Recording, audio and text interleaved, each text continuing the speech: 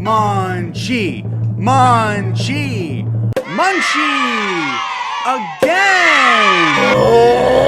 So a few months ago I made a video about this movie Munchie. It's an E.T. ripoff from the 90s that is one of the worst things I've ever seen. And I don't want to brag, but the video did pretty well. You guys seem to really enjoy seeing this freak torment a child. And then I found out that they actually made a sequel to Munchie called Munchie Strikes Back. And I said, no, thank you. Because Munchie was so bad, I figured Munchie Strikes Back would be even worse. But I don't know, maybe I'm wrong. Maybe they took this beloved character, known across the world, and extended his story into a brand new movie for the viewing public to enjoy. Maybe that's what happened. Come on, everybody, let's get down and party! Yeah. This is gonna be the best party ever. Hey, this is nothing. You should have seen what I did for Sodom and Gomorrah. Okay, so Munchie's back at a high school, which, as far as I'm concerned, he should not be allowed within 500 feet of one. But the bigger issue here is that at the end of Munchie 1, he hijacks a jet and flies off into the sunset. So I feel like I'm kind of missing some context for how Munchie gets back to hanging out at a high school. Does he just, like, want to be in a high school? Then let's have a blast! Whoa, there go all the black marks on my permanent record. Look, 1994 was a different time. I think our relationship as a culture to huge explosions was a little bit different than it is now. But Munchie just blew up a school, and they're presenting this like, oh, everyone's stoked. He made these kids' dreams come true. It's like, no, there were like custodians in there, probably teachers working late. Like, there were people in that building you just blew up. They kind of lightly implied that Munchie had killed people in the first movie. This one, confirmed, he is a murderer.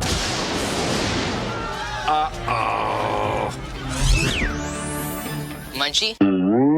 Actually, I may have spoken too soon because it seems like Munchie is going to face consequences for these horrible acts of violence. He gets summoned to this, like, tribunal, this, like, court case against him. And I know you're wondering who's the jury in this, like, heaven trial. It's Elvis, Marilyn Monroe, Colonel Sanders, Abraham Lincoln, and Cleopatra.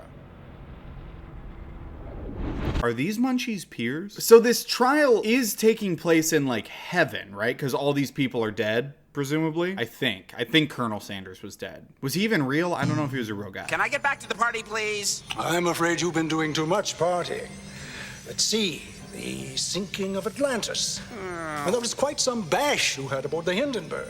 Mount Vesuvius, Chernobyl. And basically this trial concludes with Kronos saying you can't go back to Earth because, you know, you sunk Atlantis and caused Chernobyl. And look, they had the power to summon Munchie up from Earth at any time. Why'd they wait so long? Why was the school the final straw? Is blowing up the school more important than Chernobyl? Munchie, you've done a lot of things wrong, but you crossed the line. You did something wrong in America. I guess I can't really blame them for not acting sooner. The team is made up of the god of time, I am Cronus, master of time and space. Abraham Lincoln, Cleopatra, and Elvis. The god of time, sure, he's pretty powerful. I don't really know what the rest of them could have done. Also, what's Colonel Sanders doing there? Every friend group got a Colonel Sanders, and if your friend group doesn't, then buddy, you are Colonel Sanders! But yeah, so the movie wants to frame this trial as like these guys trying to harsh Munchie's vibe. But they're right. Like, they're objectively right to bring him in. They should not let him go back to Earth. Munchie's partying canonically destroys cities. He should be tried in The Hague. You guys are just trying to kill my vibe. What is this, 1984? But they let him go on the condition that he helps one family. We've had a special request for someone to look after a family there. Your assignment will be to assist them to the best of your abilities. That is not enough. One family is not. How many families were in Atlantis? How many families were in Chernobyl? How many families were on the Hindenburg? Now, with all that said and done, it does seem like Munchie is the true villain of this story, but there is actually another villain in this movie, and it's the villain from the first movie. Miss McClelland is here to see you as you requested. Send her in. This guy who plays the evil stepdad Elliot in Munchie 1 comes back to play the same character in Munchie 2. Except now he's even more evil and he's a high-powered businessman. It's so funny to me that it's just the same guy. Like after Munchie came out, nobody wanted to be in the sequel, so they had to go to the guy whose career they'd already ruined. He also spends the entire first scene like openly harassing his employee Linda. And this scene is super long and really hard to watch. So I'm gonna spare you from that, but just know he's evil. Linda rightfully quits her job after that and then goes home to her son, who's just a lonely kid who would really benefit from some sort of magical friend. Meet Chris. He's our protagonist, and he's got problems for Munchie to solve, like doing chores and being bad at baseball. Chris's big issue in life is that he's not that popular. People don't tend to like him that much. He thinks if he could get good at baseball, then that would solve all of his problems. Luckily, his team has a big game coming up against the Hillside Stranglers. That's the name of the team? That's the name of the team, the Hillside Stranglers? Playing the Hillside Stranglers, and I don't want another shutout. Just seems kind of intense for kids baseball team is all. Yeah, we got a pretty tough season this year. Next week we got the Stranglers. Then after that, it's a game against the Bludgeoners. Then we have a bye, and then we're back against the Skin Rippers the week after that. Chris also has this weird neighbor that he doesn't like, who you might recognize from, you guessed it, the first Munchie movie. Is my battery about to die? Okay, we're back, fresh battery, sorry about that. I am a professional video editor though, so you're not even gonna notice the transition. What the fuck was I talking about? Right, yeah, so Mr. Poindexter, that's the character's name, by the way. I'm not just doing like a weird dig at this guy. I was watching this and I was like, where do I recognize this guy from? Like, was he in like White Lotus or something? And no, he's from the first Munchie movie. He was in Munchie. He was the principal in Munchie. Which begs the question, is almost everybody in this cast from the first movie? Like, do I just not remember Linda, but she was there the whole time? Come, killer. Whoa! Whoa! She kicked a dog! One of the protagonists of this movie just kicked a dog! I guess in a movie where one of the main characters has like killed thousands, the bar is pretty low. Later that night, Chris is up in his room talking about all the problems he has in his life. The main one is that his crush doesn't like him back, and instead she likes the cool guy on the baseball team, Brett. Why shouldn't she like Brett? He has everything. And I'm nobody. And Munchie must have overheard that there was a young boy whose life could be ruined because he appears to help Chris somehow. It's not very clear what Munchie's gonna do here. He might kill Brett. So I bet you're pretty amazed to see me. Most people are, you know. Oh, look, I think you better leave. I will say Chris has an appropriate reaction to Munchie appearing in his room. He's like, I think you better leave. Yeah, for your safety, Chris, he better leave. Whoops! Incoming, incoming. Mom, did you see it? See what? Why didn't you let her see you? Adults have even more difficulty accepting me than you do. Red flag! Chris, run! Adults can't see me. They don't get it. They don't get what we have. But after a little bit of introduction, Chris gives Munchie some of his lore, some of the struggles he's enduring. Well, my dad, he died last year. He reveals this like very traumatic and personal thing, and then it cuts to the dumbest puppet I've ever seen in my life. Just like, He died last year. Can you bring him back? There are limits. I'd like to help you there, but he's gone on to another world. Thought you could solve my problems. Come on, ask for something. Anything you want. anything you want. Except, oh fuck, oh, I'm so sorry. Not your dad. You can't ask for your dad, sorry. I was just in heaven and I could most likely find him if I go back and ask, but I can't do that. For some reason, I cannot do that. What Chris actually asks for is this like crazy video game setup where it's like a gamer chair, gamer TV, gamer game. And Munchie uses magic to put them inside the game. Death Race 2000! Wow! I'm actually driving! It looks so real!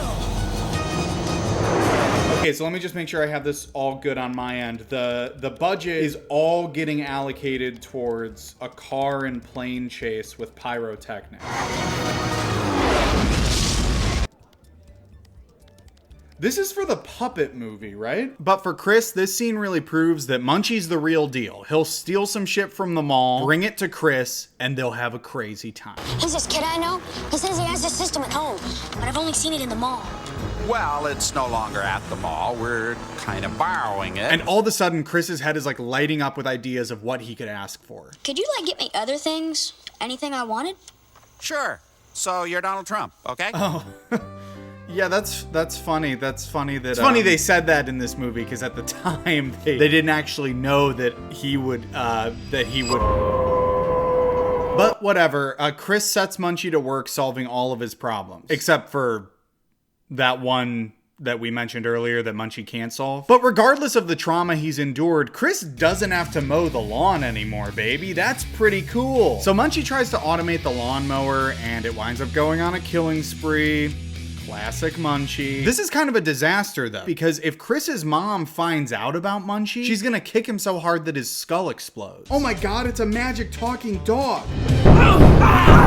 Mr. Poindexter and his dog do survive though, and then nothing ever happens. He has a stern word with Chris about the lawnmower, and then he's like, well, boys will be boys. You know, living next to a young boy that he might try to kill you with his lawnmower. I remember the sunny days of my youth when I tried to murder my neighbor over and over. Oh, to be young again. And overall, the problem of having chores in Chris's life is solved. So now Munchie has to move on to making Chris awesome at baseball. And for a magical creature, he's being extremely obvious. To the point where Elliot, the villain, just sees Munchie at one point. I got an idea. You're gonna have to trust me on this, and there's no reason why you shouldn't.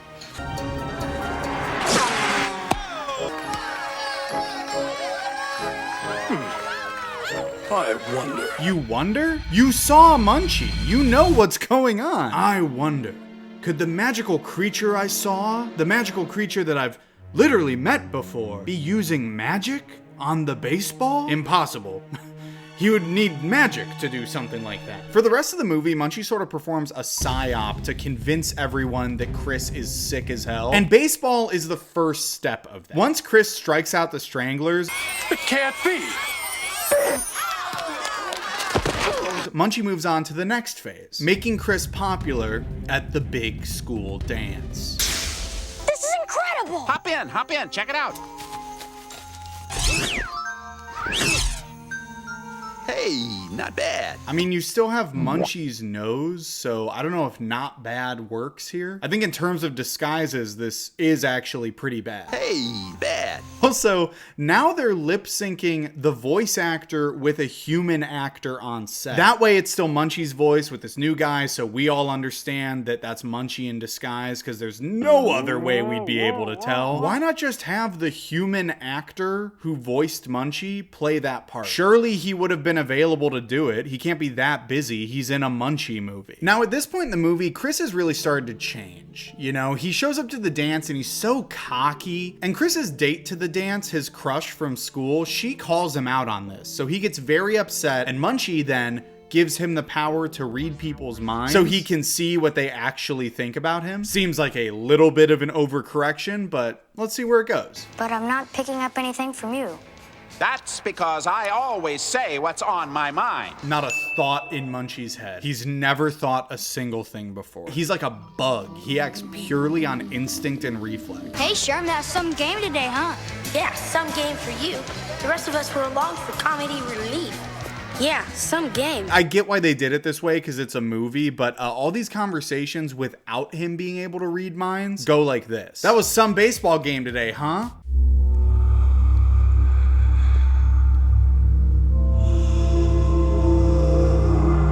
Yeah. Why is it down in the mouth? Didn't you get everything you wanted? I thought if I could make good on the team and have lots of things that I'd be somebody. Well, there's more to life than baseball games and expensive toys. There's more to life than baseball games and toys, Chris. You gotta try destroying cities. If you think winning a baseball game is good, just wait until you destroy New York. Also, in this scene, Elliot is at the middle school dance with a camera. Are there no other adults there? Is anybody gonna intervene on that? But anyway, Elliot gets a bunch of pictures of Munchie that he can then take to his friendly neighborhood dark mage. Here it is. Ah, yes. He's back.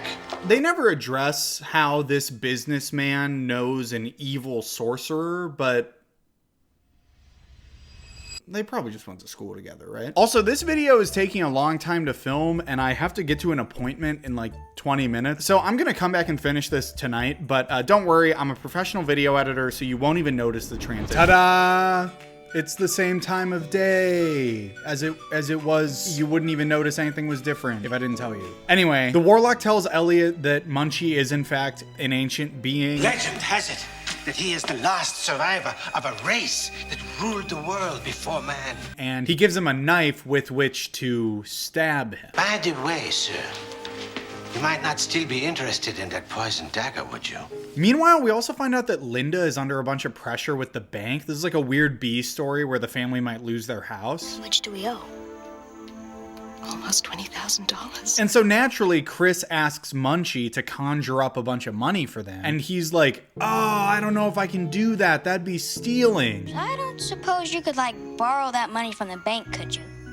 Wrong answer. Even though he just stole a bunch of stuff for Chris the night before. And then one scene later, Munchie's like, you know what? Never mind, I'll do it. I'll steal from the bank. Who cares? Snow in July? I get she might not instantly understand that money's falling from the sky. That's famously an impossible thing to happen, but snow in July? You know what money is, right? Does she not know what money is? Is that why they're losing their house? She's just been sending buckets of snow to the bank every month? Funny thing is, $20,000 is exactly what we needed to pay off the loan on our house. It just seems too good to be true. I fear it is too good to be true because there's no way they're gonna let you keep that money. I don't know if I covered this enough earlier, but Munchie doesn't make things. He just moves them from place to place. He can teleport stuff around. So the bank where that money got teleported from is gonna be like, oh, weird, we're short $20,000. Also, the money got all wet because the snow melted. What the hell? I must have that creature. Oh, and I shall, children. You can be sure of that. Or my name isn't Shelby Carlisle.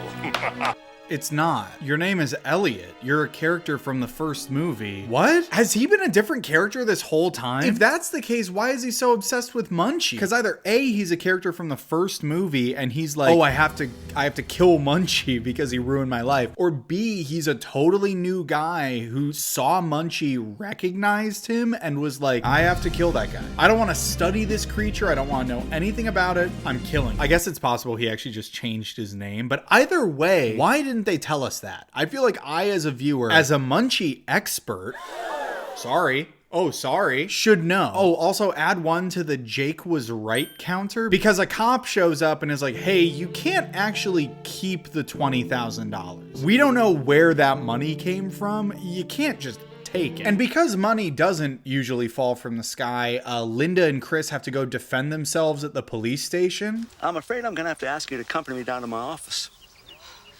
Is that a polite way of saying that I'm under arrest? Because the bank thinks that the money was stolen. Ooh! Throw another point on the scoreboard for Munchie making everything worse for everybody. But now that Munchie is home alone, an interesting, cool, unique climax of this movie can occur. I can't wait to see what sort of caper he gets involved in that wraps this story up in a nice bow in a way I've never seen before. Oh, it's a Home Alone. It's a Home Alone. Let's rock and roll! They just do a Home Alone, but Munchie is Macaulay Culkin. I'm sorry to get your hopes up.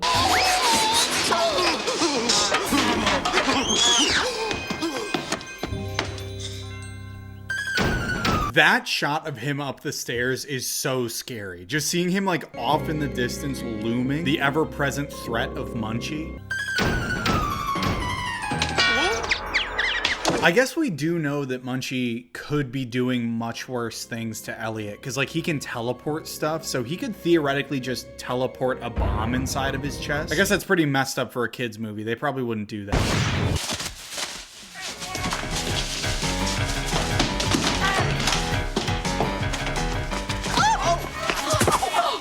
POV, you're Linda. You just had the most emotionally turbulent week of your life. And then your boss, who harassed you, runs out of your door with a screaming trash bag. It doesn't make up for kicking the dog, but it's pretty tough stuff to deal with. You kind of feel for her. So Elliot takes off and we get a car chase where they reuse footage from the video game section from earlier in the movie. And Chris finally tells his mom about Munchie. We can't let him get away with Munchie.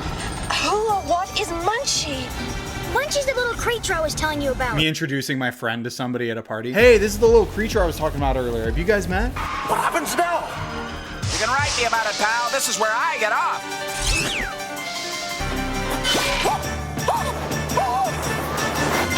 Munchie also just uses magic to make Elliot crash. He's not driving, Munchie is. And he teleports out of the car right before the crash. So it's like, why'd you let him put you in a garbage bag? You into that? Freak. And with all that said and done, Munchie has fulfilled his promise to God or Abraham Lincoln or Cleopatra to help someone. At a time when they needed him most, Munchie helped this family steal $20,000. And hey, if it's good enough for Colonel Sanders, it's good enough for me. You have witnessed Munchie's actions back on Earth. Since you requested his assistance, may I ask if you found his performance satisfactory?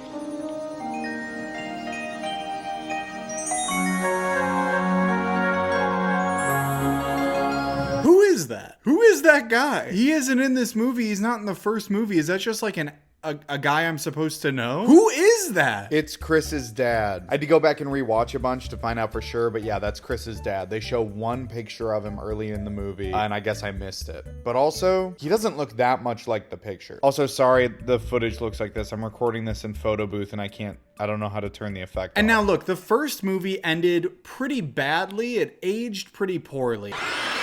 But luckily, I think there's no way that they do something that ages poorly for the ending of this one too, right? What are the odds that lightning strikes twice? Actually, there's someone down on Earth who needs a lot of help right now. Should have no trouble finding him. Here's what he looks like. Okay. Well, better luck next time. Well, I wouldn't miss our next picture, folks. But until then, here's the end of this one. That's the scariest fucking laugh I've ever seen in my life. That is so horrifying. Why do they make him look like that? Why do they make him look like that? But look, okay, between that random guy and the Bill Clinton thing, that ending really did not work for me. I feel like they just don't know how to end something, you know?